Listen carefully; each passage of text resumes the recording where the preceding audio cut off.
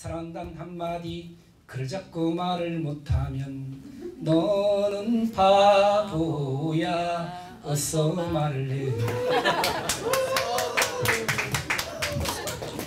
아니 알바생을 썼는지 오늘 방송이 좀 이상합니다. 이런 노래가 나오는데 갑자기 그 여자친구가 자기는 이 노래를 참 좋아한다고 하더라고요. 승이 하신 말씀이 정말 성공하고 싶으냐? 그렇다. 그러면 너가 살고 있는 곳에서 제일 높은 곳에 올라가 북쪽을 향해 너의 소원을 빌면 된대요. 그 영화에 이제 아이디어를 얻어서 보니까 제일 높은 곳이 지금 현재 제일 높은 곳이 남산이더라고요. 남산 타워를 올라갔다 내려오면서 그래도 주위에 사람이 있나 없나 눈치 보고 속으로 한번 외쳐봤습니다. 제발 말 좀 잘하게 해주세요. 이거 막 어떻게 울부짖었다는 표현이 맞는데 한참을 외쳐보니까 눈물이 막 걸썽걸썽거리더라고요. 그리고 1시간을 걸어서 저도 모르게 갔던 곳이 서울 강화문에 있는 교보문고고 그때 대학교 2학년 때 제 인생을 변화시킨 책 한 권의 책이 데일 카네기 인생의 길은 열리다는 책이었습니다. 그래서 좋은 기억은 간직하되 잊을만 나쁜 기억은 빨리 잊어버려라. 좋은 예가 오케스트라 연주자는 단원들과 소통할 때 이렇게 한다고 합니다. 누가 이렇게 열심히 바이올린을 연주하다가 실수를 해버려요. 그러면 일반적인 연주자는 야 그것도 못해! 바이올린 실력이 몇 년이야? 10년 실력이 그거밖에 안 돼! 불통이 돼버리죠. 근데 제대로 된 이제 연주자는 나중에 연주가 끝난 후에 그 바이올린 연주자를 개인적으로 불러서 오늘 선생님께서 준비한 악기에 문제가 있었는가 봅니다. 선생님께서 준비한 바이올린에 문제가 있었는가 봅니다. 이렇게 간접적으로 한마디 해주면 더 이상 실수가 없다고 합니다. 그래서 우리가 진정한 소통이라는 것은 잘못된 것을 그 자리에서 남들이 보는 앞에서 지적하는 것이 아니라 간접적인 방법으로 지혜롭게 한마디 툭 던지는 것이 진정한 의미의 소통이 아닐까. 다시 말하면 소통은 물처럼 막힘없이 흐른다. 물은 흘러가죠. 바위를 만나면 또 돌아갑니다. 그러니까 물처럼 살면 그것이 바로 진정한 의미의 소통이 아닐까 한번 생각해 봅니다.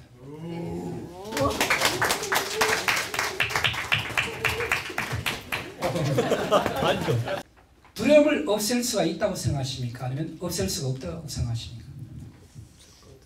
두려움은 없애는 것이 아니라 극복하는 것입니다. 언제나 늘 두려움은 우리 마음속에 내재되어 있습니다. 근데 이걸 극복을 하기만 하면 정말 인생은 행복해지는 겁니다. 근데 많은 분들이 그 두려움 때문에 뭔가 용기 있게 도전하고 싶은데 포기를 해버린다는 거죠. 그래서 우리가 흔히들 성공의 반대는 실패가 아니라 포기다. 이런 말을 하는 거죠. 실패를 통해서는 경험을 얻지만 포기는 더 이상 진지는 없기 때문입니다. 그래서 이 두려움은 인간이 갖고 있는 두려움 중에 2가지가 있다고 하는데요. 이것만큼 고칠 수 없는 게 첫 번째가 높은 곳에서 낮은 곳에서 떨어질 때 그 현기증. 이런 것 때문에 비행기 타지 못한 분 계시죠. 제 친구 중에도 돈은 엄청나게 많은데 아직까지 비행기 한번 타보지 못한 분이 계십니다. 그럼 이분이 과연 제주도를 못 갔죠. 신혼여행 어디로 갔을까요? 설악산 갔죠. 설악산. 야, 너 외국도 좀 갔다 와. 무서워. 비행기 떨어지면 어떡해. 참 어쩌면 안 됐더라고요. 네, 안타깝네요. 네. 2번째는 뭐냐면 시끄러운 소리. 갑자기 길 가는데 깜짝 놀랐죠. 그래서 이 높은 곳에서 낮은 곳에서 떨어질 때 또 2번째 시끄러운 소리. 이 2가지는 인간이기 때문에 누구나 겪는 두려움이라고 합니다. 지극히 정상적이라는 거죠. 이 말씀은 뭐냐면 이 2가지 이해의 두려움은 모두가 극복 가능하다. 재미있는 거는 이 두려움이 fear라고 해요. F-E-A-R인데요. 성경에만 약 365번 나온다고 합니다. 인간은 늘 두려움에 직면한 존재인데 두려움을 극복하면 용기와 더불어 내가 원하는 방향으로 갈 수 있고 두려움에 직면한다면 늘 현상 유지, 안전지대 아래 머무르는 재미없는 인생을 살게 될 것이다. 이런 거죠. 그래서 두려움은 없애는 것이 아니라 뭐라고요? 극복하는 것이다. 용기 있게 행동하면 두려움은 극복되어 있다. 빵 터지는데 안 터지는 이유는 저런 여러 가지 이유가 있겠지만 항상 유머를 사용할 때는 주제와 연관시켜야 됩니다. 예를 들어 오늘 주제가 뭐 성공학이다. 성공학이다. 그러면 제가 이런 유머를 할 수 있겠죠. 옛날 유머 중에 재밌는 게 이걸 하나 잠깐 주시겠습니다. 참새 두 마리가 있었단 말이죠. 참새가 공중에서 하늘을 날다가 머리를 딱 부딪혔어요. 이걸 갖고 무슨 현상이라고 얘기합니까? 골 때리는 현상. 그러면 전봇대에 부딪혔어요. 이건 무슨 현상? 복이 드는 현상. 그러면 웃죠. 그럼 여기서 끝나버리면 썰렁해진다는 거예요. 그럼 여러분, 성공한 사람은 흔합니까? 복이 드뭅니까? 복이 드물죠. 여러분들 오늘 복이 드문 성공인 되기 위해서 이 자리에 오신 게 맞습니까? 네. 그 복이 드문 성공학, 그 성공인에 대해서 오늘 저는 강연을 시작할까 합니다. 이렇게 하면 매치가 되는 거죠. 항상 유머는 그 주제와 연관시켜야 된다. 예. 그래서 이 훌륭한 강연하기 위해서는 데일 카네기가 세 가지 조건을 제시하셨는데요. 첫째는 말할 자격을 얻으라는 거죠. 말할 자격이라는 것은 자신이 직접 경험했거나 연구한 것을 얘기하면 절대로 실수하지 않는다. 예. 내가 잘 알고 있는 이야기니까 오늘 신문에서 본 이야기 아니라 내 이야기를 하라는 거죠. 두 번째는 열렬하게 이야기하라. 이 말의 의미는 내가 말하는 주제에 대해서 흥분하고 긍정적인 메시지를 전달하라. 오늘 내가 여기서 이 말을 못하면 선생님께서 오늘 하고 싶은 말을 쓰면 못하면 집에 가서 아들을 패릴 것 같다. 그런 식으로 있잖아요. 그 정도로 간절하게. 세 번째가 전달하기 열망하라. 이거는 내가 전하고자 하는 핵심 메시지가 뭐냐, 가치가 뭐냐, 요 세 가지. 다시 말하면 첫째 말할 자격, 자기가 직접 경험했거나 연구한 것을 강연하고, 두 번째 전달하기, 열렬하게 이야기하라. 긍정적인 메시지를 갖고 얘기하라. 세 번째 전달하기 열망하라. 내가 전하고 있는 핵심 메시지가 뭐냐, 열정적인 사람이 되라고 말하고 싶은지 포기하지 말라고 말하고 싶은지, 그 핵심적인 헤드라인 메시지는 항상 머리에 염두에 두고 이쪽으로 가더라도 다시 되돌아오고 여기 가더라도 되돌아오신다면 훌륭한 강연이 될 수 있지 않을까 한번 생각해 봅니다. 열정적으로 행동하면 열정적인 사람이 된다. 제 인생의 가장 소중한 가치는 열정입니다. 열정. 저는 이 카네기를 하면서 가장 매력적인 단어가, 옛날엔 정열이 최고인지라는데 정열을 바꿔버리니까 열정이 되어버리더라고요. 열정이라는 단어를 들으면 가슴이 설레고 뜨거워지고. 근데 열정이라는 것은 바로 가전제품의 전기 역할입니다. 그리고 고급 승용차의 휘발유나 엔진 역할이 열정이라는 거죠. 이 말은 사람이 아무리 신체 건강해도 열정이 없으면 죽은 목숨이나 마찬가지다. 그럼 열정은 하나의 추진 에너지인데 어떻게 생겨나느냐 궁금하지 않으세요? 궁금해요. 꿈과 비전 생각하면 가슴이 설레지 않습니까? 설레죠. 그 설레는 에너지가 열정이라는 거죠. 다시 말씀드리면 비전 없이는 열정이 안 생긴다. 목표 지향적인 삶. 하루하루가 뭔가 목표가 있고 비전이 분명해야만 이 가슴에 뜨거운 에너지가 생기는데 그것이 바로 열정이라는 거죠. 재미있는 것은요, 1등의 능력 가진 열정 없는 사람보다 2등의 능력 가진 열정 있는 사람이 앞서는 경우가 많다는 사실입니다. 열정은 전염이 됩니다. 열정적인 사람이 되고 싶다면 열정적인 사람과 놀면 돼요. 손 한번 이렇게 해보시겠습니까? 이렇게 참. 옆에 분 옆구리 찌르면서 열정의 바이러스를 선물해드리겠습니다 하고 팍 찔러보세요.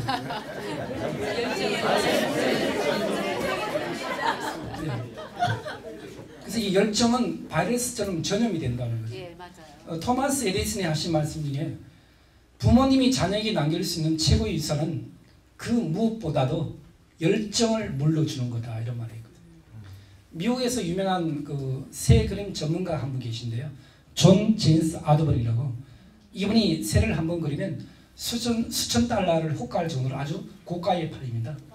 어느 날 새를 그리고 집에 와보니까 그동안 애써 그려놓았던 그림들을 지들이 막 다 갉아먹은 거예요. 기분이 어떨 것 같아요? 낙담하겠죠. 그렇죠. 내 옆에 있는 친구야 참 자네 안 됐네 하니까 존 제임스 아드번이 한 얘기가, 지들이 비록 나의 그림을 갉아먹었지만 나의 열정은 식지 않았다네. 나는 다시 새를 그리러 산을 올라간다네. 하나의 어떤 이와 비슷한 사례가 에디슨이 60세에 되는데 연구소가 뭐 불에 타버려요.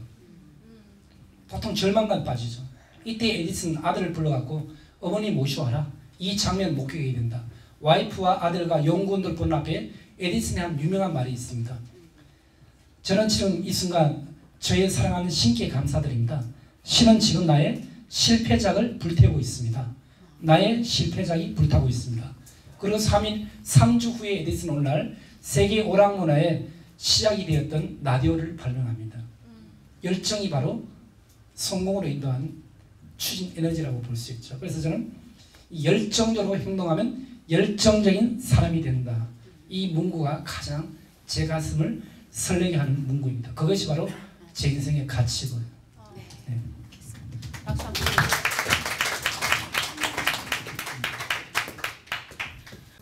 이 스트레스는 또 뭐 스트레스 얘기가 나와서 하는 말씀이지만 이것도 없애려는 게 아니라 그러니까 즐기는 거예요.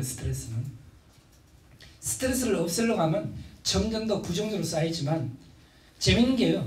우리 한국에서 일본으로 미꾸라지 수출합니다. 근데 이 미꾸라지가 일본까지 가다 보면 배에 실려가다 보니까 흐물흐물해서 싱싱한 맛이 하나도 없어요. 네, 지치죠. 그럼 메기를 한 마리 집어넣거든요. 메기가 기껏 잡아먹어봐야 미꾸라지 한두 마리밖에 못 잡아먹습니다. 나머지 메기는 안 잡아먹히라고 정신을 바짝 차려요. 이렇게.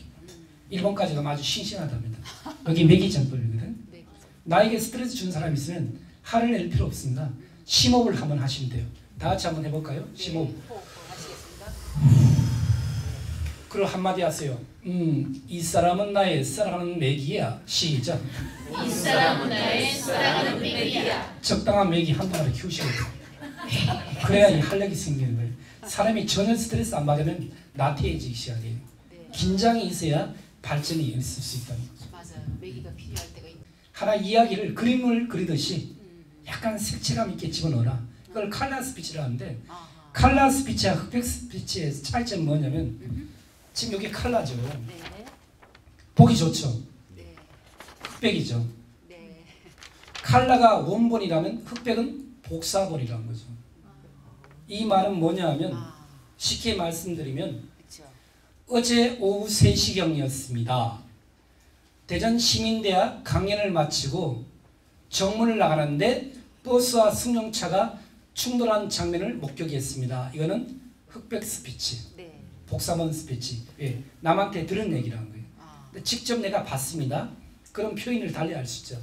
어제 오후 3시경 대전 시민대학 정문을 나가는데 갑자기 빵! 하는 소리와 함께 승용차와 버스가 충돌한 장면을 목격했습니다. 효과음을 넣을 수 있는 게 칼라 스피치. 이해하시겠습니까? 대인관계를 잘할 수 있는 조언 좀 부탁드립니다. 예. 아주 간단합니다. 미인과 미남이 되면 됩니다.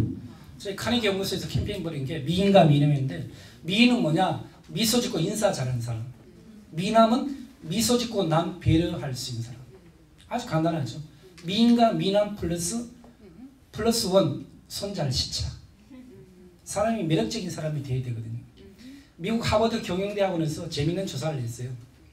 탁월한 사람은 업무적인 성과도 뛰어나야 되지만 사람에 대한 호감도가 뛰어나야 된다.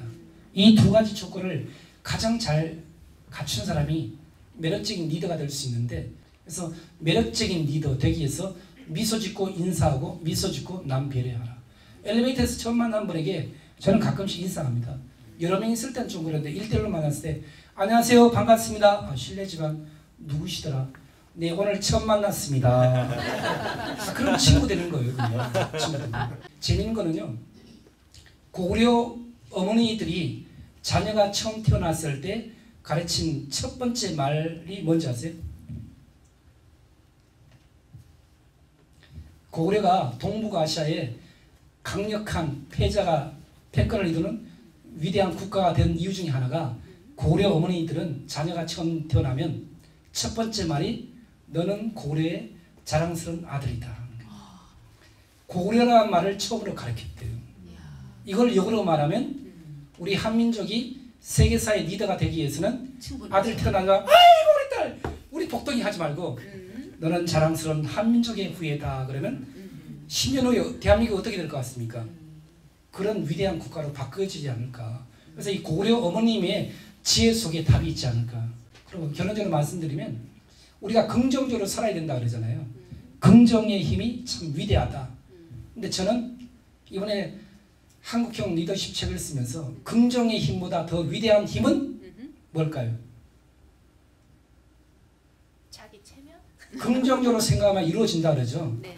그보다 더 위대한 우주의 에너지가 뭐냐면 감사의 힘입니다. 감사의 힘. 내가 오늘 이 호흡하고 있다는 사실에 감사하고 이렇게 멋진 분들을 만나서 이렇게 오늘 즐거운 시간 가질 수 있다는 사실에 감사하고 집에 가서 함께 식사할 수 있다는 식구가 있다는 사실에 감사하는 이런 마음. 내가 오늘 다닐 수 있는 일할 수 있는 직장이 있다는 사실에 감사한다. 이 감사의 힘이 바로 긍정의 힘보다 더 강하다. 이 말씀을 한번 전해드리고 싶네요. 네.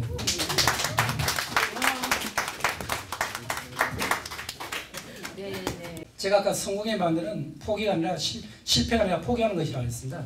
네. 중요한 것은 한 번의 실패와 영원한 실패를 혼동하지 말라는 거죠. 이 책에도 나온 이야기지만 대기업의 회장님이나 임원분들이 기사분을 쓸 때는 무사고 운전자를 절대로 쓰지 않는다고 합니다. 왜? 이분은 한 번도 사고를 내지 않았기 때문에 언젠가는 대형 사고를 낼 수 있는 여지가 남겨 있다는 거죠. 그럼 어떤 분을 쓰냐? 한두 번 정도 사고 낸 사람들. 수시로 사고 내면 안 되죠. 문제 있지요. 한두 번 사고 내신 분은 사고를 경험해 봤기 때문에 항상 운전에 조심을 한다는 거죠. 그런 실패 경험이 나를 좀 더 도약시킬 수 있는 계기가 될 수 있고, 네. 혹시 마라톤 경기가 42.19km인데 이 마라톤 선수가 풀코스를 완주하는 데 있어 가장 고통스러운 순간이 언제인지 아십니까? 꼬린 직전. 꼬린 직전? 네, 그럴 수도 있지만 마라톤 선수가 가장 고통받는 순간은 신발 속에 작은 모래 안에 들어갔을 때입니다.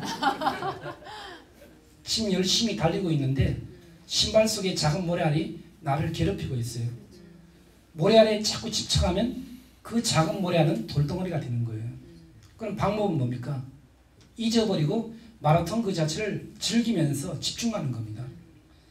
프로 마라톤 선수는 달리다가 한번 서버리면 더 이상 달릴 수가 없습니다. 그래서 우리를 괴롭힌 것은 큰 것이 아니라 작은 모래알 같은 겁니다. 이 작은 모래알과 싸워 이겨야 되는데 그것에 지는 순간 우리는 항상 두려운 인생을 살 수 있는 거죠. 그래서 신발 속에 작은 모래알에 집착하지 말고 마라톤 그 자체를 집중하면서 즐기신다면 신발 속에 작은 모래알은 푹신푹신한 솜처럼 여러분들을 아주 행복한 길로 인도할 수 있게 될 것 같습니다.